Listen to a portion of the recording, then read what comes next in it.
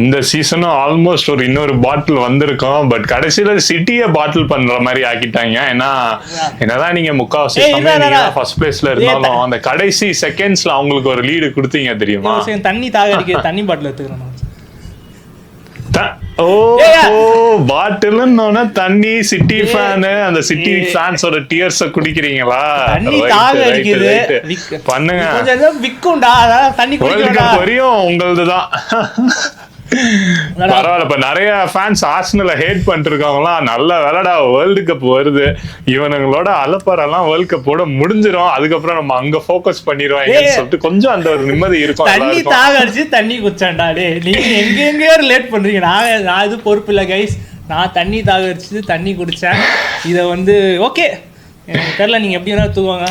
Okay okay, நீ தண்ணி குடி, நீ தண்ணி குடி, பொறுமையா நிதானமா குடி. அதான் நான் அதான் நல்லா இருக்கா தண்ணி. அவங்க சிட்டியை கடைசியா பாட்டில் பண்ற மாதிரி பண்ணிட்டேன்.